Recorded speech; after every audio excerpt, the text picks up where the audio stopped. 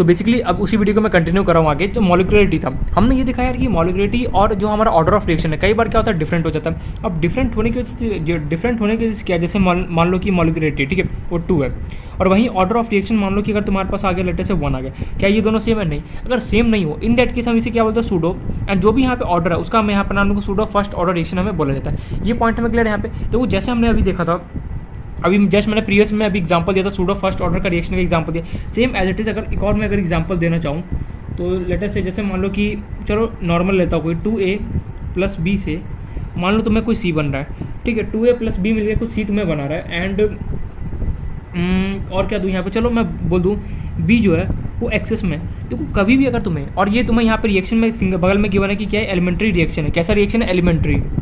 और मुझे यहाँ पे गिवन हो कि ये रिएक्शन कैसा है? एलिमेंट्री रिएक्शन है।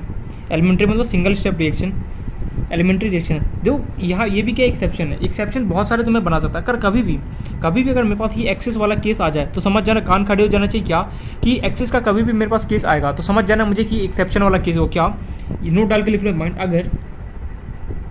अगर कभी भी एक्सेस वाला केस आ जाए, एक्सेस वाला एग्जाम्पल आ जाए, एक्सेस पता है अपना वो स्कूटी भी आता है एक्सेस, अगर कभी भी एक्सेस वाला एग्जाम्पल आ जाए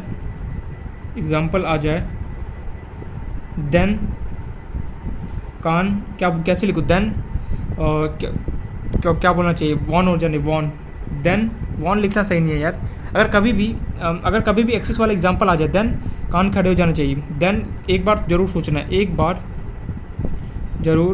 सोचना है कि एक्सेप्शन का केस है, एक बार जरूर सोचना है दैट एक्सेप्शन का केस है, एक्सेप्शन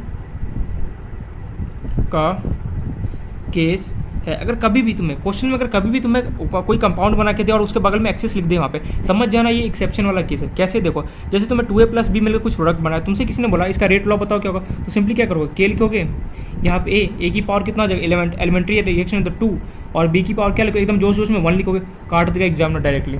वहाँ पे ऑप्शन में तो टिक मार किया जाएगा, लेकिन रियलिटी में क्या हो, रॉन्ग हो जाए। क्यों भैया, ये एक्सेप्शन वाला केस बोला, एक्सेप्शन होने की वजह से क्या होगा, जो बी होगा, बी क्या है मेरे पास, देखो एक्सेप्शन का केस कैसे, जो बी है वो एक्सेस में प्रेजेंट है, बहुत ज़्यादा अमाउंट में प्रेजेंट है, ये क्या होगा उसके कंपेयर में बहुत कम प्रेजेंट है।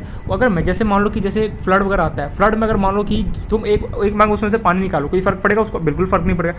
वही बात यहाँ पे एक्सेस वाले केस में क्या होता है कि ये ज़्यादा अमाउंट में प्रेजेंट होने की वजह से ये क्या होता है, एकदम ना के बराबर होता है, इसलिए क्या होता है, ये वाला केस होगा, ये क्या होता है, कांस्टेंट बन जाता है, कांस्टेंट, ये बिहेव किसकी तरह करेगा, कांस्टेंट करेगा, और के से मल्टीप्लाई होकर कांस्टेंट क्या बन जाता है, ये नया एक कांस्टेंट जिसका नाम होता है के डैश, और यहाँ पे बचा कितना, ए स्क्वायर। तो अगर तुमसे कोई पूछे ऑर्डर क्या होगा इसका, तो क्या बोलोगे 2।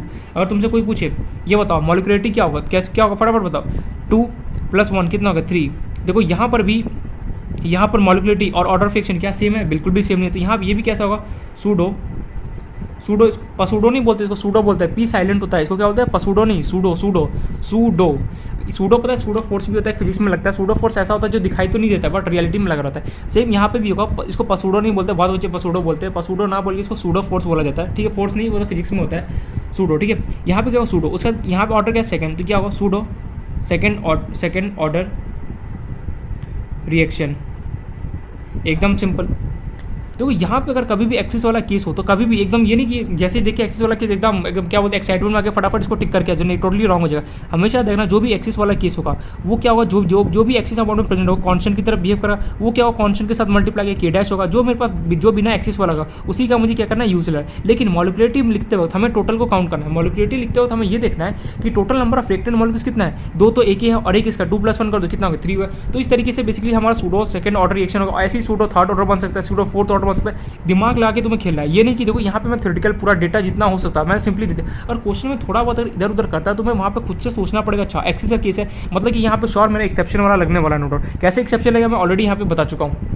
अच्छा चलो मैं यहाँ पे क्वेश्चन पूछ रहा हूँ, ठीक है, क्वेश्चन पूछ रहा हूँ मैं, तो मैं बताना इसका ऑर्डर रिएक्शन रेट वो बताना, NH2 + CO दे रहा हूँ, एंड ये तुम्हारे पास बन रहा होगा NO + CO2, एंड ये कंपाउंड कैसा है, कॉम्प्लेक्स कंपाउंड है, कॉम्प्लेक्स कंपाउंड। तुमसे यहाँ पे किसी ने पूछा रेट बताओ क्या होगा, अच्छा, देन तुमसे पूछा जा रहा है ऑर्डर बताओ क्या होगा, एंड तीसरा तुमसे क्वेश्चन पूछा जाए मॉलिक्युलरिटी बताओ कितना होगा। देखते कितना दिमाग लगता है यहाँ पे, ठीक है। ये क्वेश्चन दिया हूँ, NH2 + CO कंबाइन होकर NO + CO2 बना, ये रिएक्शन कैसा है, कॉम्प्लेक्स रिएक्शन है। तुमसे यहाँ पे पूछा जा रेट बताओ क्या होगा, तुमसे यहाँ पे पूछा जा रहा है ऑर्डर बताओ क्या होगा, मॉलिक्युलरिटी बताओ कितना होगा। चलो स्टार्ट करो खुद से, प्रोडक्ट वीडियो को पॉज करो एंड खुद से यहाँ पे ईमानदारी से खुद से सॉल्व करने की कोशिश करो, देखते हैं कितना सॉल्व होता है। तो जितना मैंने थ्योरेटिकल अगर इस क्वेश्चन में कर लिया ना अटैम्प्ट, तो समझ जाऊँ कि हाँ अभी सारा मतलब जो भी मैंने बताया इन्फॉर्मेशन एकदम माइंड में फिट, अगर नहीं सॉल्व हो पर समझ जाना कि बहुत ज़्यादा प्रैक्टिस का जरूरत है यहाँ पे, ठीक है। तो NH2 प्लस CO कंबाइन हो गया, तो मैं दे रहा है NO प्लस CO2 दे रहा है, और वो कैसे कॉम्प्लेक्स कंपाउंड है। तो मैं यहाँ पे मैं ये पूछ रहा हूँ रेट बता दो, ऑर्डर बता दो एंड मॉलिक्युलरिटी बता दो। 3 चीज़ मैंने यहाँ पे पूछा है, फटाफट क्विकली बताओ।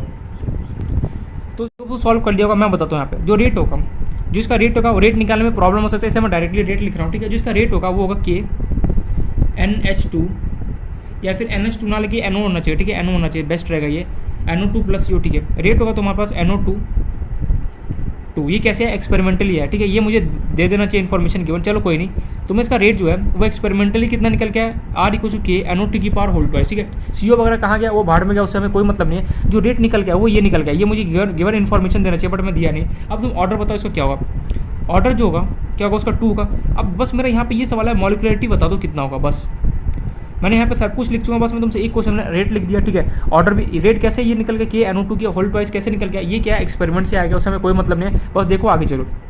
ऑर्डर तुमने लिख दिया, बस मेरा एक क्वेश्चन यहाँ पे कि मॉलिक्युलरिटी बता दो यहाँ पे कितना होगा। बस अगर ये बता दिया ना मैं समझ जाऊँ कि हाँ यार मॉलिक्युलरिटी टॉपिक कंप्लीट है। अगर नहीं बता पाया तो समझ जाना यार कि मैं बोलता है इसको हार्डवर्क करने का भी जरूरत है। मॉलिक्युलरिटी कितना होगा यहाँ पे, सोचो। मॉलिक्युलरिटी एकदम सिंपल है, NO2 मॉलिक्युलरिटी होता है क्या, नंबर ऑफ मॉलिक्यूल्स रिएक्टेंट के मॉलिक्यूल्स बोला, फिर एटम किसके रिएक्टेंट के। NO2 के यहाँ पे कितने मॉलिक्यूल, एक, CO कितना एक 1 + 1 के कितना होगा 2, खत्म कहानी, एकदम सिंपल, मॉलिक्युलरिटी निकाल दे। ये हो गया टोटली रॉन्ग। क्यों यार, ये कंसेप्ट तो तब लगा सकता था जब तेरे पास रिएक्शन कैसा हो एलिमेंट्री रिएक्शन हो, लेकिन यहाँ रिएक्शन कैसा है, कॉम्प्लेक्स रिएक्शन है। यहाँ पे तो मॉलिक्युलरिटी में डिफाइन ही नहीं कर सकता हूँ। यही क्वेश्चन में कई बार खेल जाता, तो मैं 4 ऑप्शन दे देगा और पूछेगा इसका मॉलिक्युलरिटी बताओ, और उसने बोल दी कि कॉम्प्लेक्स कंपाउंड है, सीधे अनडिफाइंड पर टिक करके आओगे, और या फिर तुम बोलोगे इसका मॉलिक्युलरिटी क्या होगा, डिफाइन नहीं होगा। क्या बोला फिर से देख, यहाँ पे मॉलिक्युलरिटी 2 क्यों नहीं हुआ, क्योंकि भैया ये जो रिएक्शन है ये कैसे कॉम्प्लेक्स है। हमने मॉलिक्युलरिटी की स्टार्टिंग में मैंने बताया था मॉलिक्युलरिटी किस पे वैलिड होता है, सिर्फ और सिर्फ कहाँ पे वैलिड होता है, एलिमेंट्री रिएक्शन पे वैलिड होता है, बाकी किसी भी जगह वैलिड नहीं होता है। लेकिन ये तो कॉम्प्लेक्स रिएक्शन है, कॉम्प्लेक्स रिएक्शन होने का मतलब क्या है कि बहुत सारे स्टेप मिलकर क्या होगा, रिएक्शन कंप्लीट होगा, बिल्कुल सही। तो यहाँ पे तो मॉलिक्युलरिटी 2 कैसे बोल सकता है, ये तो टोटली रॉन्ग है। हाँ यार, तो इसलिए क्या होगा, रॉन्ग हो गया। यहाँ पे नोट डाल के लिख भी लो point, molecularity is not defined for complex compound. मैं ऑलरेडी बोल चुका हूँ, फिर भी एक बार रिपीट कर रहा हूँ, क्योंकि ऐसा मिस्टेक बहुत बार एग्जाम में होता है कि हम सीधे देखते नहीं कि कॉम्प्लेक्स या फिर एलिमेंट्री, डायरेक्ट ऑप्शन को टिक करके आ जाता है, लेकिन जब घर आते तो पता अरे यार ये तो गया मेरे काम से। इसलिए बोला कि ध्यान से, मॉलिक्युलरिटी इज नॉट, जो मिस्टेक कर सकते हैं उस टाइप के सारे क्वेश्चन यहाँ पे कर रहा हूँ जानबूझ के, ताकि यहाँ पे मिस्टेक करो वहाँ पे क्या हो या मिस्टेक ना करें। Molecularity is not defined for complex compound. Complex compound के लिए भैया मॉलिक्युलरिटी डिफाइन थोड़ा सा भी बिल्कुल सोच भी नहीं सकते होता है हमारे, ये पॉइंट है क्लियर। चलो एक और एग्जांपल, इसी पे एक और एग्जांपल आई होप तो समझ में आएगा कि NO2 प्लस CO में मॉलिक्युलरिटी क्यों डिफाइन हुआ, क्योंकि ये कैसा कंपाउंड है, कॉम्प्लेक्स कंपाउंड है। अगर ये एलिमेंट्री कंपाउंड होता तो मैं फटाफट यूँ चुटकियों में निकाल देता, लेकिन ये एलिमेंट्री कंपाउंड नहीं है, ये कैसे कंपाउंड है, कॉम्प्लेक्स कंपाउंड, इसके लिए मॉलिक्युलरिटी क्या होता है कभी भी डिफाइन नहीं हुआ। एक और एग्जाम्पल, नेक्स्ट एग्जाम्पल इस पर देखते हैं। जैसे मान लो मैं तुम्हें एग्जाम्पल दूँ नेक्स्ट, किसका दूँ, चलो CH3 ले लेता हूँ। कैमरा क्या हो रहा है, बार नीचे गिरा, नहीं जो भी है। तो मैं एग्जांपल लेता हूँ CH3 CHO, ठीक है, और ये तुम्हें प्रोडक्ट बना के दे रहा है, क्या दे रहा है, चलो ले लेते हैं CH4 बनाता है और CO, CH4 या CH3 बनाता है, चलो कन्फर्म नहीं, CH4 CO and reaction again दिया कॉम्प्लेक्स, ठीक है। इस बार मैं रेट लिख रहा हूँ, ठीक है। रेट जो इसका होता है वो निकल गया था K CH3 CHO की पावर 3/2। ये एक्सपेरिमेंटली है, उसी ये दिमाग मत लगाने बैठ जाने कैसे इसका रेट आ गया, एक्सपेरिमेंटली, ठीक है। तुमसे यहाँ पे 2 सवाल पूछा गया, पहला इसका ऑर्डर बता दो क्या होगा, एंड दूसरा मॉलिक्युलरिटी बताओ क्या होगा, मॉलिक्युलरिटी। बस ये 2 क्वेश्चन हमें इसका आंसर करना है। CH3 CHO है, ठीक है, ये प्रोडक्ट बना रहा है, CH4 प्लस CO बना रहा है, कंपाउंड कैसे कॉम्प्लेक्स है। 2 क्वेश्चन पूछा गया, ऑर्डर बताना है और मॉलिक्युलरिटी बताना है कितना होगा। तो यार साफ साफ ऑर्डर दिख रहा है कितना होगा, ऑर्डर 3/2 का, बिल्कुल सही। अब यहाँ पे सवाल है मॉलिक्युलरिटी। मॉलिक्युलरिटी क्या होता है, नंबर ऑफ, क्या होता है फटाफट बताओ, number of what, number of जो भी रिएक्टेंट में मॉलिक्यूल्स या फिर एटम्स प्रेजेंट होते हैं वो होता है। लेकिन यहाँ पे कंपाउंड कैसा है, कॉम्प्लेक्स है, तो अगेन क्या होगा, नॉट डिफाइन, क्या होगा, नॉट डिफाइन, यानी 1 करके आ जाना, ठीक है, 1 करके आकर टोटली रहूँगा। कॉम्प्लेक्स कंपाउंड में कभी भी मॉलिक्यूलरिटी जो होता है वो कभी भी डिफाइन नहीं होता है, याद रखें अपन। मतलब कि जो रेट निकाला के CH3CHO की और 3/2 हमें गिवन था ऑलरेडी, ऑर्डर कितना हो गया 3/2 नो डाउट। मॉलिक्यूलरिटी सिर्फ और सिर्फ मैं यहाँ पे बार बार एग्जाम्पल इतने सारे इसलिए दे रहा हूँ ताकि क्या हो कि ये ना हो कि कॉम्प्लेक्स कंपाउंड देखे तुम 1 टिक करके आ जाओ, नहीं, एलिमेंट्री कंपाउंड का सिर्फ और सिर्फ मॉलिक्यूलरिटी निकलता है, बाकी किसी भी कंपाउंड का तुम नहीं निकाल सकते, याद रखना है पॉइंट। तो ये दो मैंने एग्जाम्पल यहाँ पे कॉम्प्लेक्स कंपाउंड का दिया ताकि क्या दिमाग में फिट हो जाए और कोई भी प्रॉब्लम ना हो। अब यहाँ पे क्या होता है कि एक स्पेशल यहाँ पे नोट आता है, क्या जो मॉलिक्यूलरिटी होता है, मॉलिक्यूलरिटी, वो भैया स्पेशल केस। उसने बोला यार कि मैं ना एक स्पेशल कैटेगरी के अंडर में आता हूँ। क्या, कौन सा स्पेशल कैटेगरी? उसने बोला जो मॉलिक्यूलरिटी है उसका वैल्यू कभी भी 3 से ज़्यादा नहीं होगा। क्या नहीं होगा, लिख भी लो यहाँ पे, the value of molecularity, the value of molecularity is not greater than 3। मतलब कि मॉलिक्यूलरिटी का जो भी होगा वैल्यू वो कभी भी 3 से क्या होगा, ग्रेटर देन नहीं होगा। मतलब कि 3 से जो मॉलिक्यूलरिटी जो है वो कभी भी 3 से क्या होगा, बड़ा नहीं होगा, या तो 3 का इक्वल होगा या फिर क्या होगा 3 से छोटा होगा। इसका वैल्यू क्या क्या हो सकता है, या तो 3 से छोटा होगा, मान लो कि 1 हो जाए या 2 हो जाए या 3 होगा। ये नहीं होगा कि मॉलिक्यूलरिटी तुम्हें पता चले 4 आ रहा है, नहीं, टोटली रॉन्ग हो जाएगा। मॉलिक्यूलरिटी जो होता है उसका मैक्सिमम टू मैक्सिमम वैल्यू कितना जा सकता है, 3 जा सकता है, या फिर 3 से छोटा हो सकता है, कभी भी 3 से बड़ा नहीं हो सकता। ये बहुत बहुत ज़्यादा इंपॉर्टेंट पॉइंट है यहाँ पे कि मॉलिक्यूलरिटी जो होता है उसका कभी भी जो वैल्यू होता है वो 3 से, मतलब कि मॉलिक्यूलरिटी जो होगा वो कभी भी 3 से ज़्यादा नहीं होगा। मतलब कि यार कोई भी, मतलब तुम किसी का भी एलिमेंट्री रिएक्शन होगा, कोई भी एलिमेंट्री रिएक्शन देख लो, उसका मॉलिक्यूलरिटी जो होगा ना वो हमेशा 3 से क्या हो, कमी हो। 3 से अगर ज़्यादा आ रहा है समझ जाना क्या हो, कहीं ना कहीं डिफेक्ट है। लेकिन मन में ये सवाल आया यार, ये मॉलिक्यूलरिटी है, ठीक है, वो 4 क्यों नहीं हो सकता है भैया? ऑर्डर जो ऑर्डर होता है वो 4 हो सकता है, 5 कहीं तक भी ऑर्डर हो सकता है, तो ये मॉलिक्यूलरिटी जो है वो 3 से ज़्यादा क्यों नहीं हो सकता? इसके पीछे रीज़न क्या है? हाँ यार, क्वेश्चन तो सही है। क्वेश्चन मेरे दिमाग में ये राइज हुआ कि जो मॉलिक्यूलरिटी है, ठीक है, तूने बोला कि 3 से ज़्यादा नहीं हो सकता, मैंने बोला बिल्कुल सही, लेकिन क्यों? इसके पीछे रीज़न क्या है? तो मैंने बोला देख, रीज़न देख ध्यान से, मैं जो लिख रहा हूँ ना, रीज़न देखो, साइड में लिख लेना रीज़न। जो रीज़न है वो यहाँ पे रीज़न हमें क्या बोलता है? रीज़न मतलब कि अगर मैं सिंपल सा बात बताऊँ तो यहाँ पे अगर मैं रीज़न लिखना चाहूँ तो रीज़न है the probability of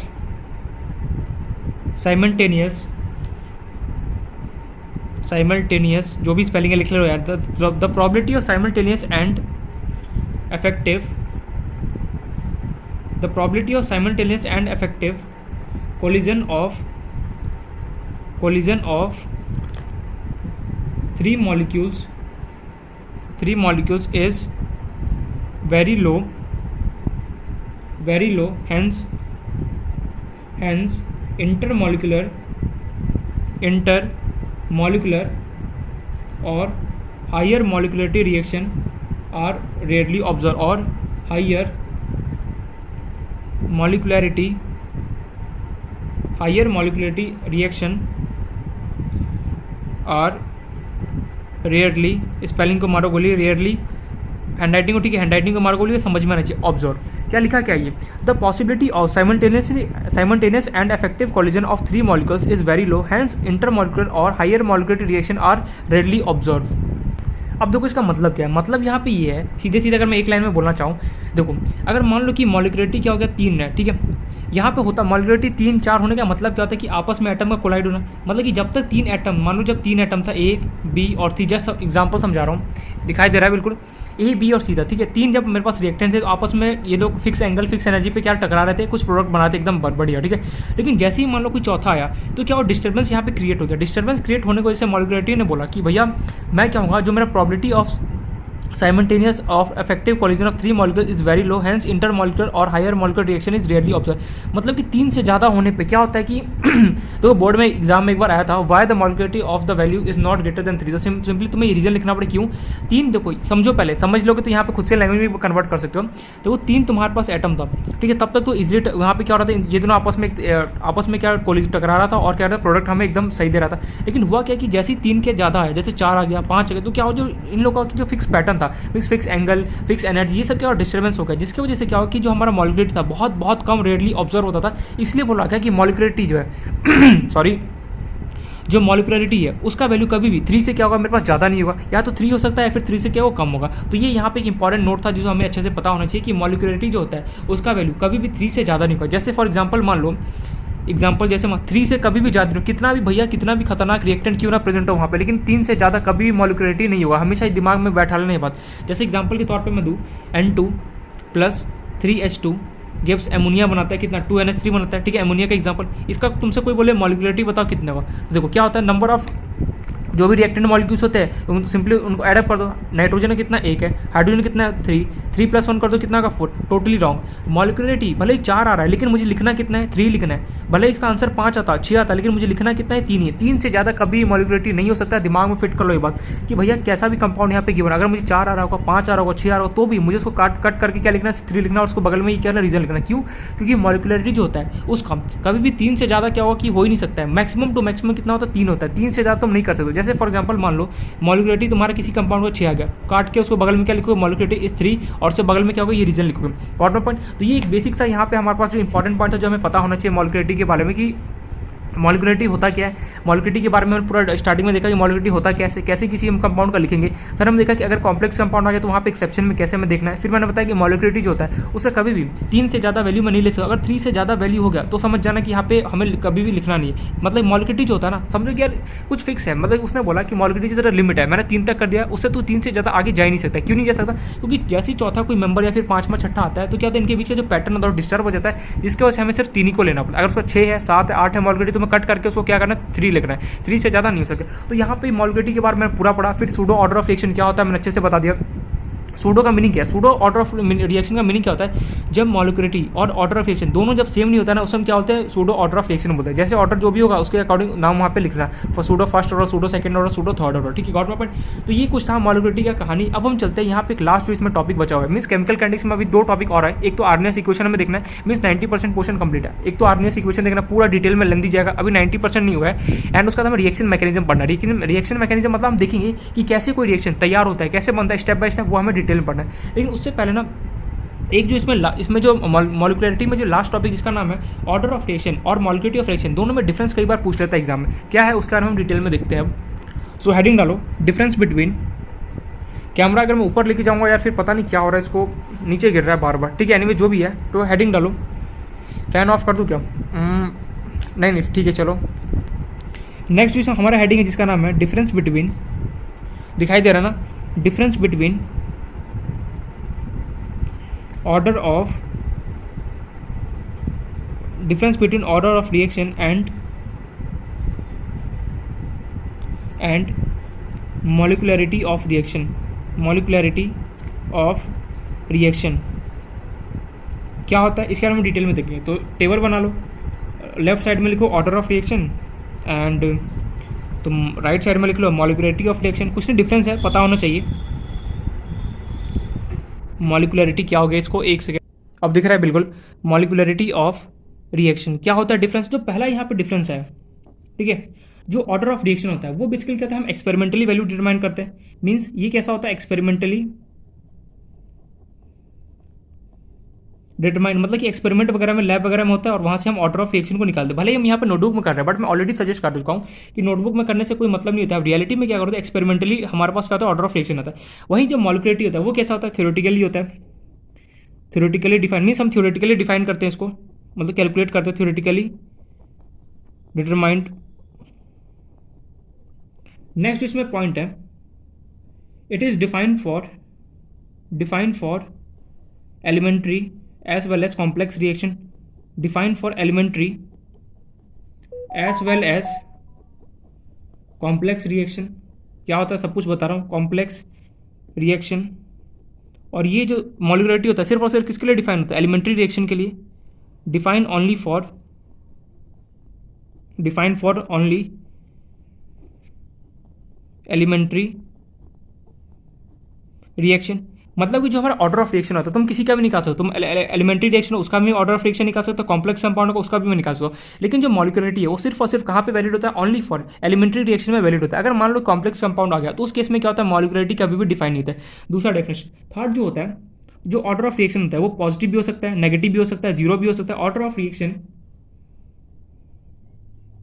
can be negative भी हो सकता है, पॉजिटिव भी हो सकता है, जीरो भी हो सकता है, या फिर फ्रैक्शनल भी हो सकता है। फ्रैक्शनल मतलब 2.3, 2.4, ऐसे भी मेरे पास कुछ भी ऑर्डर ऑफ फ्रैक्शन हो सकता है। लेकिन वही मॉलिक्युलरिटी जो होता है